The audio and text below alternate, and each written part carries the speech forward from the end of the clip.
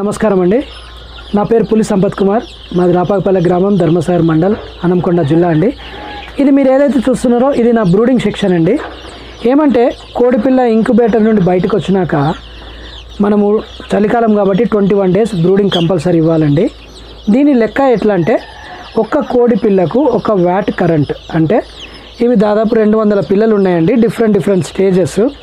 దీని కింద నేను ఏం చేసినంటే 200 volts బల్బ్స్ 2 పెట్టాను. ఇట్లా 200 volt బల్బ్స్ 2 పెట్టినాం కాబట్టి ఇది హీట్ జనరేట్ చేస్తుంటుంది. ఓకే, ఈ పిల్లలు మనం ఇప్పుడు లోపల నేను ఉన్నాను కాబట్టి గుంపుగా వచ్చినాయి. లేనప్పుడు ఏంటంటే స్ప్రెడ్ అయిపోయి వాటికి సరిపడా ఫీడ్ వాటర్ను కన్జ్యూమ్ చేస్తుంటాయి. దీనికి కూడా ఒక లెక్క ఉంది బ్రూడింగ్లో. ఏమంటే ఈ ఒక్క ఫీడరు 50 పిల్లలకు ఒక ఫీడర్ పెట్టాలండి. అంటే 200 పిల్లలు ఉన్నాయి కాబట్టి నేను 4 పెట్టాలి.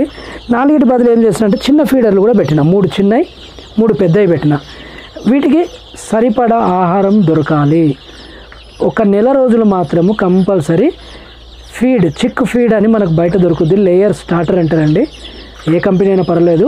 1 month మాత్రం లేయర్ స్టార్టర్ పెడితేనే ఆ కోడి పిల్ల ఇమ్యూనిటీ పవర్ పెంచుకొని ఆర్గన్స్ మంచిగా డెవలప్ అయ్యి రెసిస్టెన్స్ పవర్ పెరిగి తర్వాత మంచిగా ఉంటుందండి. బ్రూడింగ్లో ఉన్నప్పుడే 6 daysకి ఒకసారి 6 daysకి లసోటా, 12th dayకి గంబోరా వ్యాక్సిన్ కంపల్సరీ ఇస్తాను.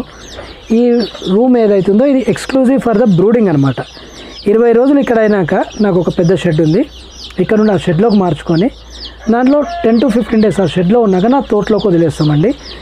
ఈ బ్రూడింగ్ రూమ్ టెంపరేచర్ వచ్చేసి మనకు 35 degrees అనేది మెయింటైన్ చేయాలి. ఇప్పుడు నేను ఏం చేస్తానంటే డబుల్ పరదా కట్టుకున్నాను, ఎందుకంటే చలికాలం.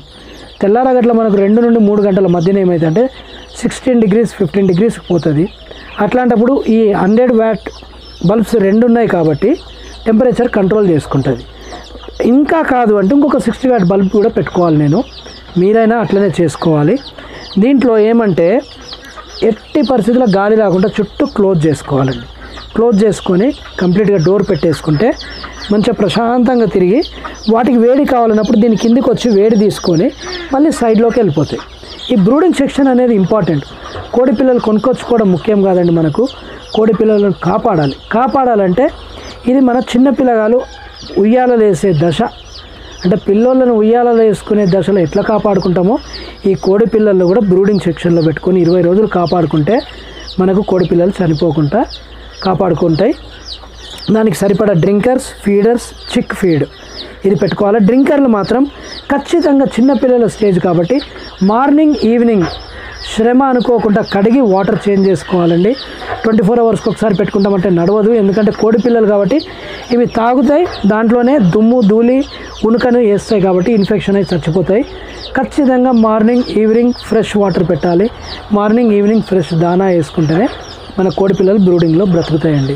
ఈ టెక్నిక్ పాటిస్తే కనుక మనకు కోడి పిల్లలకు ఎటువంటి మోర్టాలిటీ రాదు. ఈ బ్రూడింగ్ స్టేజ్ అనేది మనకు కోళ్ళ పెంపకంలో కీలకమైన దశ. ఎందుకంటే బ్రూడింగ్లో మనం పిల్లలు కాపాడుకుంటే ఇంకా అవి ఆటోమేటిక్గా పెద్దగా అయిపోతుంటాయి దానా తిని. కాబట్టి ఈ బ్రూడింగ్ స్టేజ్ అనేది చాలా ఇంపార్టెంట్ అండి. దీన్ని నెగ్లెక్ట్ చేస్తే మాత్రం మనం కోడి పిల్లలు సాధలేము. ఇక్కడ శ్రద్ధ తీసుకుంటే కోడి పిల్లలు వాటంతట అవే మంచిగా పెరుగుతాయి. బ్రూడింగ్ మాత్రం మీరు శ్రద్ధ తీసుకోండి. బ్రూడింగ్ స్టేజ్లో ఉన్నప్పుడే మీరు కంపల్సరీ 6 daysకి లసోటా, 13 to 15 daysలో గంబోరా అనేది కంపల్సరీ ఇవ్వాలండి. ఎందుకంటే ఆ వ్యాక్సిన్స్ను మనకు ఆర్డీ ఇవ్వడం వల్ల ఇంకా కోళ్ళు మన దగ్గరనే పెంచుకుంటున్నాం, అంటే అమ్మడం లేదు, గుడ్ల కోసం పెంచుకున్నా మన దగ్గర పెంచిన సంవత్సరం మన దగ్గర ఉంటాయి కాబట్టి ఈ 3 వ్యాక్సిన్లు వేయడం వల్ల కోడిని మనము సంరక్షించుకోగలుగుతాము. ఎటువంటి వ్యాధులు రాకుండా 90% మనము కాపాడుకోగలుగుతామండి.